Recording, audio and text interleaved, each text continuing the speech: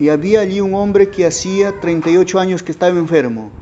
Cuando Jesús lo vio acostado y supo que llevaba ya mucho tiempo así, le dijo: ¿quieres ser sano?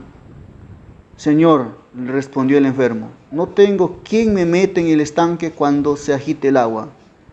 Y entre tanto que voy, otro desciende antes que yo.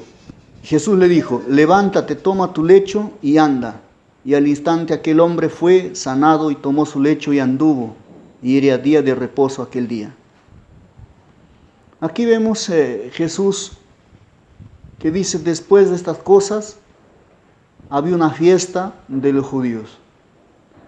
Hay un debate mucho acerca de esto, de identificar exactamente de qué fiesta se trataba. Hay muchos comentaristas que no se ponen de acuerdo respecto a esto, ¿no? Desde los padres de la iglesia. Pero en realidad Jesús no era de aquellas personas de repente que no le gustaba, ¿no?, a la alegría, no le gustaba de repente estar en medio de las personas que están alegres, ¿no? Y algunos de repente toman esto como una excusa, ¿no?, para decir, pues, a Jesús le gustaba la fiesta, ¿no?, entonces yo debo ir a la fiesta. El tipo aquí debe ser de qué clase de fiesta está hablando, ¿no?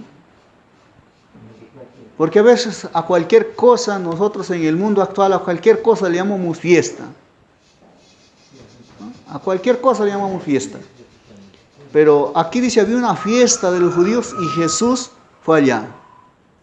O sea, quiere decir que un cristiano, que un hijo de Dios, no debe estar, digamos, separado de la alegría, ¿no?, de sentirse bien, de estar alegre, de sentir que hay alegría en su vida. No debemos de repente pensar, como algunos pueden pensar de manera equivocada, que mientras más triste sea la vida, más sufrimiento haya, uno es más consagrado o es mejor, ¿no? Es bueno sentirse alegre. Jesús iba a la fiesta. Recordemos que Jesús, su primer milagro, ¿dónde lo hizo? En una fiesta de bodas en Canaán. Entonces, miren, Jesús le gustaba ir y ver la gente que esté alegre, que esté contenta. Y es lo que quiere Jesús para nosotros, que vivamos, haga eso, ¿no?, en nuestra vida. ¿A qué tipo de fiesta vamos? Si vamos a una fiesta en donde nos vamos a ir a pelear, en donde nos vamos de repente a embriagarnos, a hacernos daño a nuestro cuerpo, o de repente llegas a casa y llegas mareado, ¿no?, o al otro día no puedes ni pararte. Entonces eso no es fiesta, porque tú crees que te estás alegrando, que todo, pero al final de cuentas trae sus consecuencias, ¿no? Fiestas en donde realmente te diviertes sin hacerte daño a ti ni hacer daño a los demás. Es una fiesta espiritual, ¿no? Y Jesús dice, subió a Jerusalén. Pero hay algo que nosotros tenemos que entender también de Jesús. En Jerusalén, dice, cerca de la puerta de las ovejas había un estanque llamado en hebreo Betesda, el cual tenía 5 pórticos. Hay una realidad del mundo, hermanos, ahí. Es que mientras en un lugar hay fiesta, en otro lugar hay necesidad. En otro lugar hay personas sufriendo calamidades. Ya les hablé un día del artículo que había leído de famélicos y obesos, ¿no? Pero mucho más de allá de los famélicos, de los flaquitos, de los anémicos que están muriendo de hambre y los otros que sufren de enfermedad de la obesidad, nos asusta la posibilidad de eso, ¿no? Porque son muchas personas, más o menos 800,000, casi 1,000,000, más que sufren de la enfermedad, que están muriendo casi día a día o al mes, ¿no? Más o menos 35,000 personas al mes mueren de hambre en el mundo, ¿no? Para nosotros que tenemos todo, puede parecer algo ilógico, ¿cómo una persona puede morir de hambre? Pero sí, en el mundo hay gente que muere de hambre. Mientras que por el otro lado hay más de 1,800,000 personas que sufren de obesidad, ¿no? El mundo está en un desbalance grande. Y aquí vemos la realidad. Mientras que en un lugar había fiesta, y a Jesús le gustaba la fiesta, y iba a ver la alegría de la gente. Pero también había otra realidad que no podía escapar, que había necesidad. Porque aquí dice, en estos, o sea, en esos porticos, en ese lugar, en el estanque de las ovejas, había, dice, una multitud, y hacía, quiere decir, estaban acostados una multitud de enfermos, ciegos, cojos y paralíticos, que esperaban el movimiento del agua. Aquí hay otra realidad del cual no podemos escapar, es que todos sufrimos de algo. El que está en la fiesta, el que está alegrando, puede pensar que no sufre de nada, ¿no? Pero al final de cuentas, sí. Una vez, como dije, una vez estarás en el lugar de la fiesta y otra vez estarás en el estanque de las ovejas. Todos los que alguna vez estuvieron en la fiesta, ahora están en el estanque de las ovejas. Y los que estaban en el estanque de las ovejas, alguna vez estuvieron en la fiesta. Solo que a veces no sabemos, hacer que los tiempos duren en nuestra vida. Porque llega el momento en donde hay fiesta en tu vida, la abundancia. Pero si no sabes cuidarte, como decía el otro día, la felicidad sostenida, ¿no? De conservar tus fuerzas, de conservar tu salud, te va a pasar factura después. Y vas a salir de la fiesta al estanque de las ovejas. Es una realidad. Y aquí hay otro, dice, que había cojos, ciegos y paralíticos. Es que en este mundo que vivimos, puede ser que estemos en un estanque de las ovejas. Y todos cargamos con alguna debilidad. Bien estamos cojos o bien estamos ciegos o paralíticos, ¿no? Y esa multitud de enfermos, todos. Había, dice, un paralítico, ¿no? Un paralítico. Pero ahí hay algo también que en nuestro tiempo tiene mucho de qué comentarse. Dice que porque había un ángel que descendía de tiempo en tiempo al estanque y agitaba el agua. Y el primero que descendía al estanque después de que el movimiento del agua quedaba sano de cualquier enfermedad que tuviese. En realidad, cuando lees los comentarios, te das cuenta que probablemente era natural el movimiento que se hacía. La mayoría de los estanques, dice Jerusalén en ese tiempo, era que se movían siempre, ¿no? Solo que a ese le atribuía el misterio de lo milagroso al agua, ¿no?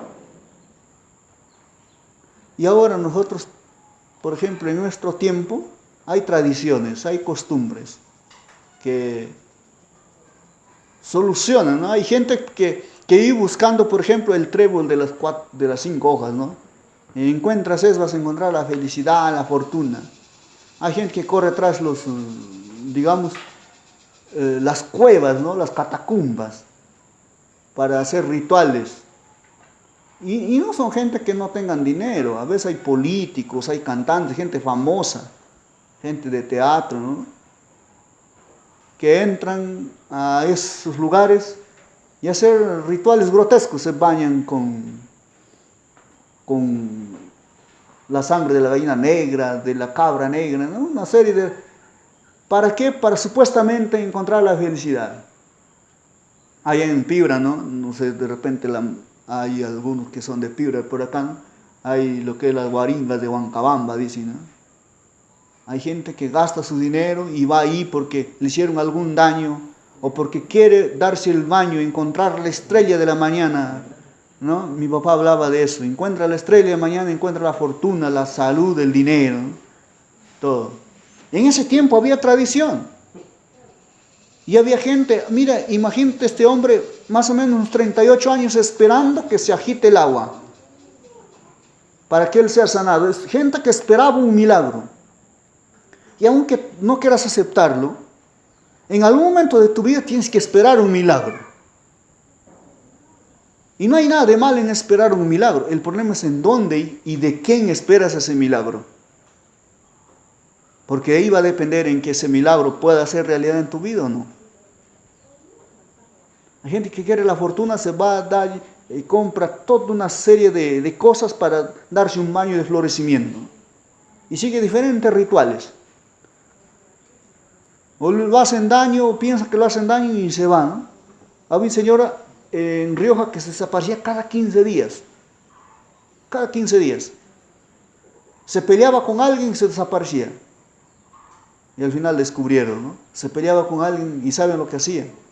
Se iba hasta las guaringas de Huancabamba, Piura, ¿no? Él era piurano. A hacerse un remedio, hacerse un tratamiento. Cualquier problema que haya tenido, él desaparecía. Y cuando descubrieron que él se iba, ¿no? Entonces la gente decía, este es creenciero, ¿no? Que se iba allá. Pero seamos creencieros o no, todos esperamos en algún momento ser sanados de algo. Y tenemos diferentes opciones. Digamos, paralítico había ido al estanque, porque la tradición decía que el primero que ingresaba, solo que tenía una dificultad, que no podía moverse. Quería el milagro, pero no podía moverse. Y no había quien lo ayude. Y a veces pensamos que nuestro problema es que no hay quien nos ayude, que no hay quien... Pero en realidad nuestro problema va mucho más allá de eso. Y aquí dice, no había quien le ayude. Por eso le dijo a Jesús, ¿tú quieres ser sanado? Y miren, este hombre estaba delante de Jesús, que podría sanarlo. Y él estaba mirando igual al estanque, ¿no? Al agua, a la tradición. Hay gente así que a veces sabe, conoce de la palabra de Dios. Ya sus familias lo hablan, sus amigos. Escucha a veces algún sermón en la radio, en la televisión, en las redes sociales. Pero aún así decide seguir buscando por sus propios medios ese milagro, esa solución a su problema. Sigue buscando. Hasta que llega al punto en que dice, pues no hay quien. Y aquí dice que no había quien lo ayude. Cuando el agua se agita, no hay quien me lleve, ¿no? Aunque hay algunos comentaristas que dicen que era una tradición, que en realidad nunca, o por lo menos en la Biblia no encontramos un texto en donde haya sucedido un milagro porque se agitó un tanque de agua y entró y había milagros, ¿no? Ni en la historia de los judíos no encuentras. Por eso cree que era una tradición.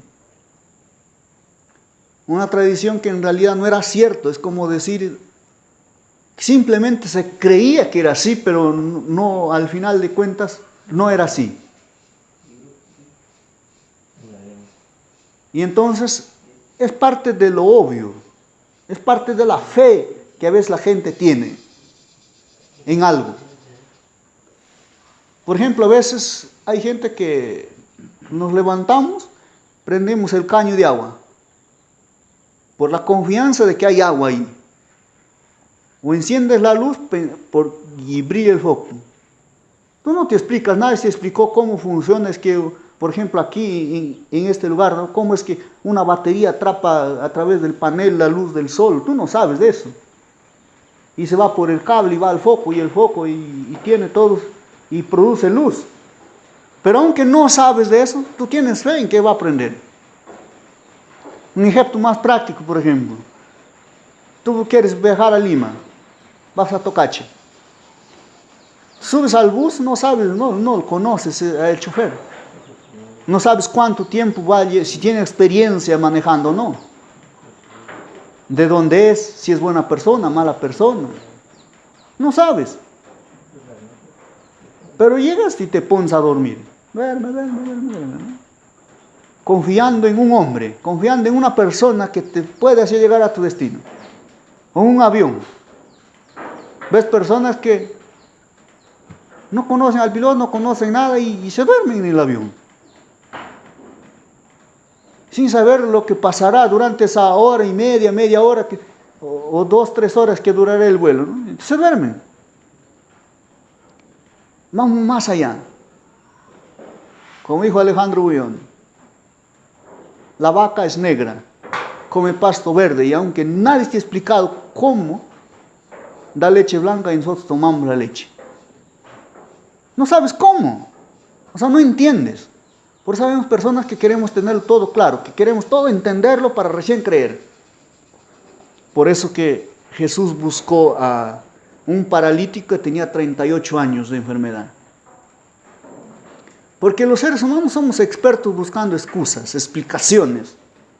Por eso que Jesús muchas veces tomaba los casos más difíciles. ¿Y por qué Jesús tomaba los casos más difíciles? Por amor a los incrédulos.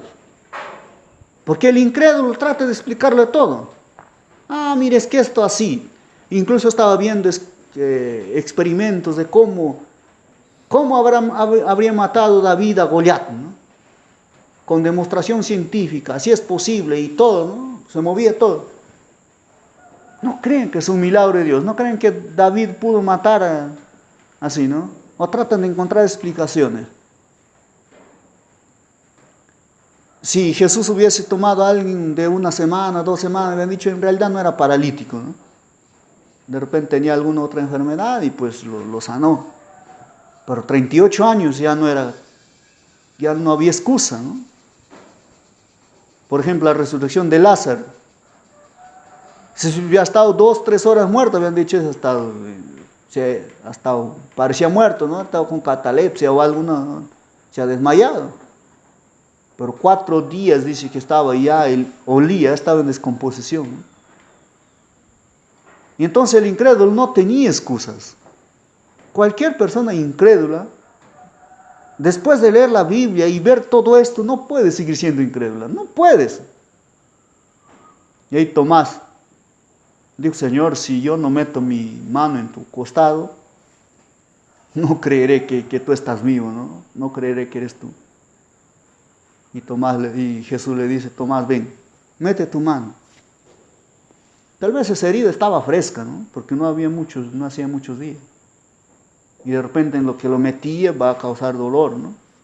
Pero aún así Jesús le dijo, mete tu mano, no importa que nuevamente sangre o que me duela igual.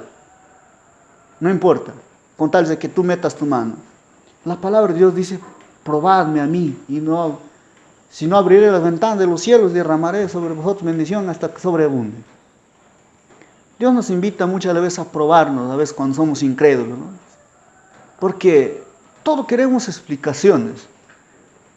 Y aquí el hombre 38 años enfermo. Y Jesús lo sanó, ¿no? Pero hay algo interesante ahí. Jesús le pregunta, dice, ¿quieres ser sano?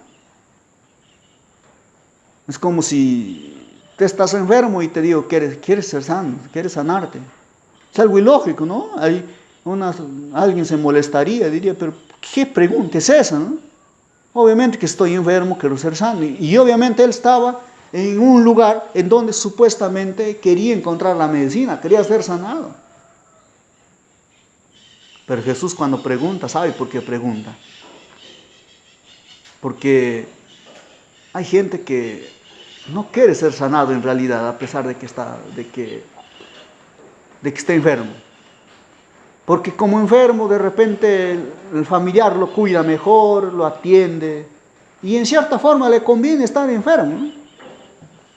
O quiere la atención de los demás. Porque si se sana, ya los demás se olvidan. Y es por eso que quiere seguir enfermo. Porque la familia lo atiende, porque le tratan bien, ¿no? Como decía alguien que se hizo el enfermo, ¿no? Para que le den gallina, porque si no, no le iban a dar gallina, ¿no? Entonces, caldo de gallina. Así hay gente que a veces se ubica, ¿no? No quiere salir del problema. Hay gente que dice, pues, en realidad yo no quiero dejar la bebida. Dice, ayúdame, ¿cómo a no tomar mucho? Ha habido gente que me dice, mira, yo estoy hartado, no quiero beber ya no quiero emborracharme, no quiero ser un borracho. Pero entonces es una decisión, abandona.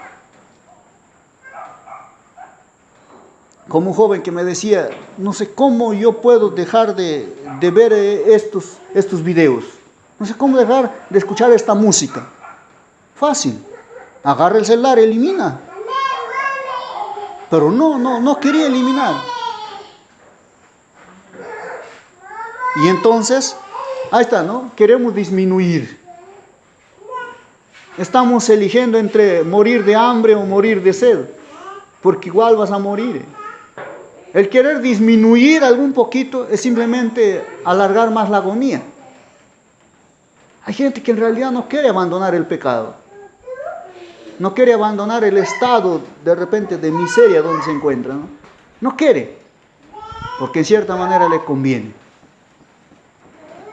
Pero ahí Jesús viene y él dice, ¿quieres ser sano? Y él dice, Señor, yo quiero en realidad, quiero ser sano. Pero cuando yo voy, antes que yo llegue, otro ya ha descendido y ya se sanó. De vez pensamos que hay alguien más favorecido que nosotros, ¿no? Que tiene más ventaja. Bueno, decir, el hermano, claro, está 15 años en la iglesia. O el hermano ya pues no ha sido tan malo como yo, ¿no? Antes. Yo no puedo. Pero cuando en realidad lo que tiene que ver es la fe, más allá de todo. Jesús le hace una prueba de fe a este hombre. Le dice, entonces, ¿quieres ser sanado? Levántate, toma tu lecho y anda. Toma tu lecho y anda. Y el hombre dice, se levantó, tomó su lecho y anduvo. Por fe. Fe, ¿no? Como cuando en la noche te botas por las escaleras. Tú no piensas de repente que en ese momento la escalera puede estar en un lado, un peldaño faltando. Y a veces el peldaño está chancado, o el peldaño se arregla y no hay el peldaño y te vas. O en el río, ¿no? A veces el río cambia siempre de cauce. Una vez puede ser que la arena esté encima y otra vez puede ser, y tú sigues caminando y resultas cayendo al hoyo. Entonces es así. La fe en Dios es simplemente confiar, darle crédito a la palabra de Dios, decir, Señor, tú dices esto. Y aunque no suceda, aunque no haya nada, nosotros tenemos que obedecer a Dios. Pedro, por ejemplo, él sabía, ciencia cierta, por su conocimiento, que en el día no podía pescar, que los peces no salen en el día. Él sabía. Él había nacido y había crecido con pescadores. Era pescador, digamos, llevaba la sangre de pescador. Pero él dijo, Señor, porque tú lo dices, voy a echar la red ahorita, aunque sé que no voy a cazar. Como si Jesús te dijera, ¿sabes qué? En septiembre, agarra tu lata y anda, cosecha café. Estás años sembrando café y sabes que de repente no haya. Por fe, llegas a la chacra y hay café. Sería insólito, ¿no? Pero esa es fe. Tal vez no es que el hombre se sanó, que sintió que sus piernas se enderezaron, todo. Él simplemente creyó que lo que le estaba diciendo Jesús era cierto y se levantó y anduvo. Hay gente que a veces cuando predicas en semanas de reuniones, le hablas de Cristo y la gente dice, pues, pero yo no voy a poder cumplir. ¿Por qué yo tengo que tomar la decisión? ¿Por qué yo tengo que hacer esto o aquello? ¿Cómo voy a hacer? Si mira, a mí me gusta tomar licor, a mí me gusta fumar, yo tengo vicios, ¿cómo puedo? Yo no puedo abandonar eso. Y si me bautizo, y si me entrego a Cristo, yo no puedo. Pero la Biblia dice, el que es nacido de nuevo, nueva criatura es. Las cosas viejas pasaron. Y en el momento tienes que darle crédito a eso. Que estando con Cristo, tú eres una nueva criatura. Y eso en nuestra mente de repente incrédula, humana, no entra. Porque ¿cómo es posible? Como unos jóvenes que llegaron a Trujillo, dice, a ver qué había en la iglesia para robar. Ver los equipos. Quién tenía las llaves. A qué hora ingresaban. A qué hora salían. Y un día de esos hubo una noche, ¿no? De predicación, un pastor predicó y el Espíritu Santo tocó su vida de ellos, los jóvenes. y le entregaron el corazón a Jesús esa noche. Decidieron vivir para Jesús, salieron al frente, aceptando el llamado. Pero los jóvenes después me buscaron y me comentaron, ¿no?, que ellos cuando salieron, dice, de ahí de la iglesia, los quetes de pasta básica lo tenían aún en los bolsillos, ¿no? El arma lo tenían todavía en la cintura porque ellos vivían de eso. ¿Y ahora qué vamos a hacer? Le hemos entregado la vida a Jesús, pero aún tenemos aquí todavía. Y fueron, dice, caminando, llegaron a un puente y le aventaron todo del puente al río. Y sin saber en realidad qué es lo que iba a pasar con ellos, porque su arma era su defensa. Y su droga prácticamente que tenían era para calmar su dolor, para calmar esos momentos, ¿no? Y obviamente asaltaban para vivir de eso, para comer de eso. Y ahora prácticamente se quedaron solamente como estaban. No tenían a dónde ir, sin saber. Pero Dios obró un milagro en su vida. El sábado se bautizaron esos jóvenes y fueron completamente diferentes el sábado. Muchos pensaban que esos jóvenes no estaban ahí. Cuando lo vieron ingresar al tanque del bautismo, recién se dieron cuenta que eran esos jóvenes, porque eran completamente cambiados. El pelo recortado, ya estaban con otra ropa. Y a veces tú escuchas testimonios, escuchas hablar a la gente que Dios cambia, pero dices, ¿cómo es posible? ¿Cómo puede ser posible? Y tal vez no encuentres una persona que te explique cómo es que Dios cambia. Tal vez no entiendas. Y tal vez nunca entendamos cómo obra Dios en la vida de alguien que puede cambiar a una persona. Pero aún así Dios cambia. Y hay muchas cosas que no vamos a encontrar explicación.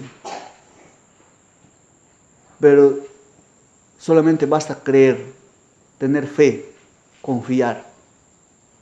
Dice una vez un padre, quería explicarle a su niña, ¿no?, a su hija, a su niña de 5 años. Le dice la niña, ¿qué es fe? Explícame, papá, ¿qué es fe? Y el papá le dice, bien, quiero explicarte, pero para que yo pueda explicarte tú tienes que confiar en mí. ¿Confías en mí? Sí, papá, yo confío en ti. Ya, entonces, sube arriba. Subió arriba, segundo piso, apagó la luz y quitó la escalera. Ahora, hija, le dice, aviéntate, yo te sostengo, yo te agarro. Pero papá, está oscuro. No, aviéntate. ¿Confías en mí o no confías en mí? Yo sí confío en ti. Y la niña se aventó y llegó a sus brazos de su padre, ¿no? Muchas veces nosotros tenemos que así aventarnos a los brazos de Jesús, confiar en Él. Aunque esté oscuro la vida o aunque haya momentos difíciles, tal vez la deuda no desaparezca cuando tú oras a Jesús. Tal vez la familia no se arregle. Tal vez el tiempo aún siga faltando. Tal vez el dinero siga escaso.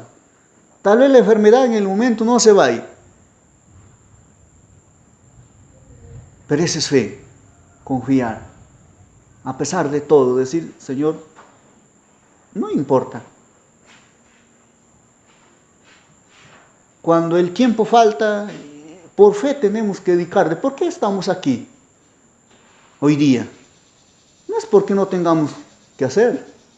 Hay muchos. Supongo que habrá gente que aquí que ha dejado todo. Y entonces por fe. Cuando llega el mes y todo está endeudado, todo está ajenado, todo lo que gana está ajenado. Y aún así separas el diezmo, la ofrenda. Es fe. Cuando llega el viernes y no sabes de repente qué es lo que va a suceder al otro día, aún así recibes el sábado. Es fe. Vivir por fe. Si este hombre, el momento en que Jesús le dijo, levántate, toma tu camilla y anda, Le he dicho, Señor, no siento nada en mí, no hay nada, no me ha sanado todavía, no sé si voy a poder caminar. Tal vez hubiese quedado paralítico así toda su vida. Hay mucha gente en el mundo que solamente por no creer en la palabra de Dios sigue arrastrando su vida, arrastrando sus problemas solos, solamente porque no creen en que Jesús les dice, ¿no? La fe es dar crédito a la palabra de Dios, decir, yo confío tanto en ti, como un niño que confía en los brazos de su padre, ¿no? ¿Por qué la niña se tiró?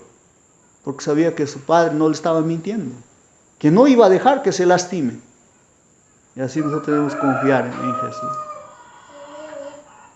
Para finalizar, yo estaba leyendo un día en una revista que había un famoso trapecista aquel que anda en la cuerda floja, los alpinistas, ¿no? Los trapecistas que cruzan acantilados en cuerdas, en una soga, caminando. Era muy bueno. Y llegaron todos fanáticos, ¿no? La gente. Ay, los amigos, los familiares, todos los fanáticos, a ver cómo él hacía. Y había un acantilado. Él agarró, puso su implemento de seguridad y empezó a caminar por la cuerda. Caminó. Llegó y volvió por la cuerda. Y ahora le dice a sus fanáticos, ¿no? A todos los que le habían seguido, estaban ahí todos mirando y le aplaudían. Dice, ¿ustedes creen que yo puedo pasar allá y volver vuelta a pasar? Sí creemos. Y todos con la alegría y los aplausos ahí. Entonces ahora voy a pasar con una carretilla. Voy a ir llevando una carretilla sobre la rueda. O sea, la rueda sobre la soga. Y voy a volver. Pero necesito un voluntario. Alguien que crea realmente. Hoy voy a descubrir si hay alguien que cree realmente. Hay alguien que se meta en la carretilla y yo lo lleve y lo vuelva. Y en toda la multitud no hubo alguien que se atreva a subirse a la carretilla. Entonces dijo, ¿qué clase de confianza es eso? Ustedes me han dicho que yo sí puedo ir y volver sobre la soga. Ustedes han venido a verme aquí a morir. Es lo que han venido a hacer, a verme morir. Porque si ustedes son capaces de creer que yo les llevo y lo vuelvo, entonces alguien va a ir más conmigo. Porque confían que yo puedo llevar y volver. Y esa es la tragedia del cristianismo. Que tenemos un Jesús que hace maravillas, que hace milagros, que hace de todo. Y creemos que Jesús puede hacer con la vida de los demás todo. Pero cuando Jesús nos dice, ven, sube a la carretilla y yo te llevo, no queremos. Porque en realidad de repente no confiamos completamente en Jesús.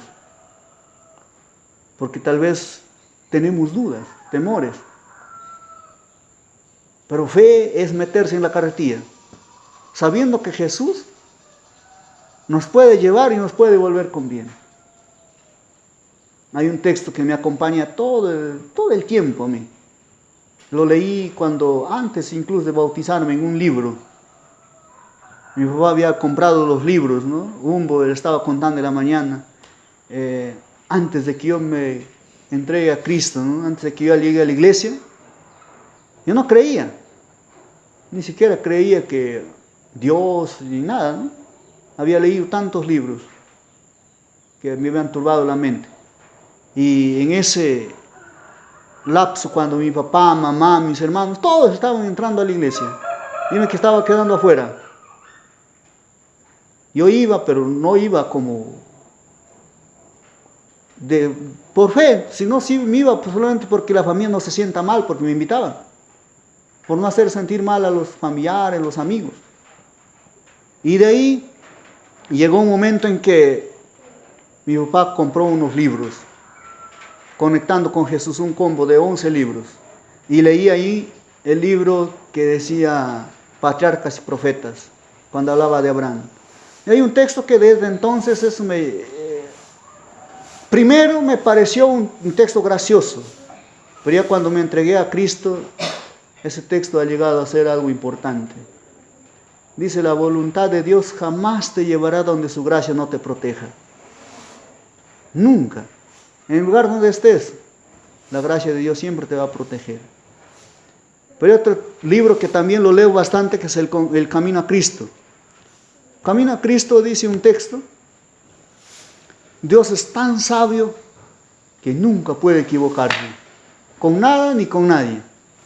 Y nos ama tanto que es incapaz de hacernos daño. Entonces, concluyendo, si Dios nos ama tanto y no puede hacernos daño, ¿qué puede hacernos Dios? Finalmente, ¿qué puede hacerte Dios? ¿Por qué tanta mezquindad? ¿Por qué tanto temor de entregarle la vida a Dios? Si Él no puede hacerte daño, es incapaz de hacerte daño. Entonces decimos: no, pero de repente me equivoco. O de repente las cosas no funcionan. Ahí dice que Dios es tan sabio que no puede equivocarse. No es un científico que está haciendo prácticas con nosotros a ver cómo me va. No, es un Dios tan sabio que no puede equivocarse. ¿Por qué no confiar en Jesús, hermanos? Yo no sé de repente las necesidades que tengan, los dramas de la vida, de repente las circunstancias por las cuales nos toca pasar. Pero aún así les invito, hermanos, a confiar una vez más en Cristo. A decir: Señor, ¿qué importa? Como Habacuc, ¿no? Si tienes tanta pena, tanta nostalgia, arrodíllate al Señor, llora de repente y dile: Señor, está mal, está mal todo está mal. Las cosas no están bien. Pero ¿qué importa? Entonces ponte de pie y dile: Señor, ¿qué importa? Yo voy a seguir. Como les dije hace un momento, tal vez la necesidad siga ahí. La familia no se arregle, las deudas no se acaben. Incluso tal vez pienses que puedes volver a llorar, a volver a pasar hambre otra vez. Pero aún así dile: Señor, yo voy a seguir. Eso es fe. Seguir a pesar de todo. Aunque las dificultades no desaparezcan, seguir. Entonces estamos ejerciendo la fe. Dice: la fe es por el oír. No tenemos fe, obviamente. Jesús dijo: si tuvieras fe como un grano de mostaza, le dijeras a este árbol: levántate y plántate allá, el árbol te obedecería. No tenemos fe, pero ejerciendo la poquísima fe que podemos tener, podemos hacer que esa fe crezca. Solamente ejerciendo la fe, confiando en Jesús, puedes tener fe. De otra manera no hay. No hay forma de un día tener fe. No es que estamos esperando de repente que un día aparezcamos en la mañana teniendo fe. No, la fe crece. Así como practicar un deporte o aprender algo. La fe es a prueba de errores. Te puedes equivocar, te puedes caer, es cierto, pero nuevamente hay que levantarnos.